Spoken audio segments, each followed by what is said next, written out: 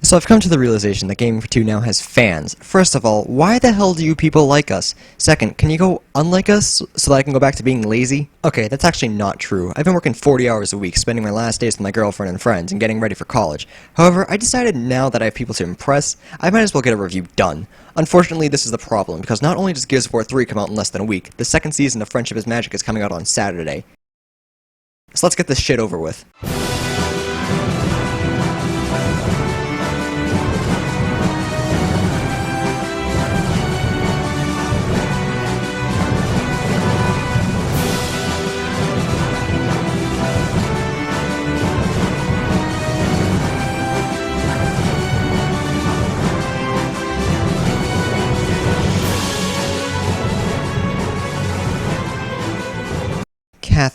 Catherine. I'll be honest, this was the hardest game to start writing for.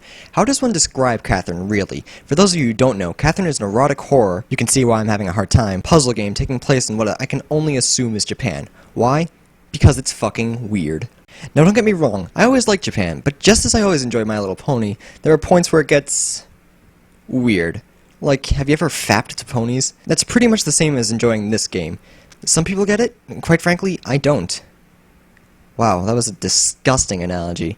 Have fun sleeping tonight, kiddies. So we start the game with this weird Afro lady who we never see again, which is good, because she scares me. She explains the game's story as a TV program, primarily about a cursed man who has an interesting week. Have you heard about this scary rumor? And then we cut to the main character, who, oh my god, what the hell is that? The game hasn't even started, and this is the scariest part of the damn thing. Yes, this is Vincent, our main character, who is a sheep in his boxers. For those of you still following along this shit, I will explain. Vincent is having a nightmare where his only hope of survival is to climb to the top of a tower by pulling, pushing, and climbing blocks. Now this wouldn't be so bad if the controls worked all the time. Sure, when you can see yourself, everything's easy, but the second you go behind a block, I'm lost, confused, and I don't know which way is right. Other than that, climbing works fine. It's actually a lot of fun once you get the swing of things, and trying to figure out some of the later puzzles has proven to be rather difficult, but if you fall, you die, as it should be. However, when you die, you have a set number of continues, and they're incredibly easy to collect. You might as well not have continues if I'm gonna have 22 by the time I first die. Okay, that's fine and dandy, but I'm sure you're wondering, what about this story? So Vincent is a nobody loser with a hot girlfriend, Catherine. It sounds like Sekirei. Actually, it sounds like any anime, really. So he works, which we never see, and he hangs out with his friends, who are complete assholes. But his girlfriend is, well, kind of possessive, but otherwise attractive? I guess. I don't know, she's pixels, what do you want me to say? While at the bar, Vincent admits to having a nightmare, and his friends inform him of the recent deaths of people who die in their sleep. The server informs them of that old myth we all know. If you fall in your death in your dream, you die for real. Oh, so that's why you have to climb. Clever!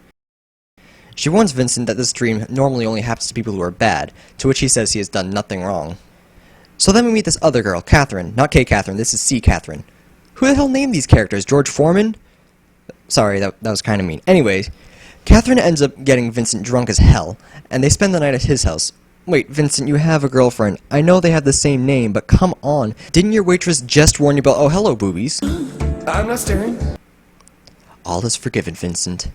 So the nightmare stages are split up into 2 or 3 parts. Everything with the last part consists of a simple climbing puzzle, occasionally throwing in a new type of block. In between levels, you can also converse with other sheep that are stuck in this dream, but they all have stuff to say you already know. Explain the spider. If there's a block in your way, it's a...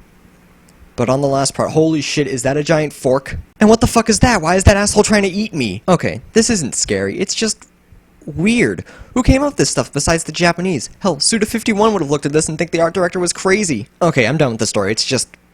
gah! Who thought this was a good idea? There are a few twists according to the people who have beat it. I just didn't think it was worth finding out. There's a meter for good and bad depending on which girl you decide to spend time with or treat right.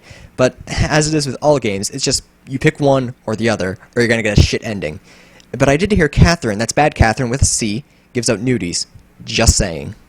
So all in all, is this game worth it? Personally, I don't think so. The plot's just weird, I've never been a fan of puzzles, and those nudies, they don't even show anything. Like seriously, the monsters aren't scary, the story isn't believable, and I'm not afraid to close my eyes at night in fear of not waking up like I expect it to be. However, if you enjoy puzzle games with a bit of cleavage and side boobage, I highly recommend it. Actually, now that I think about it, it's not very erotic either.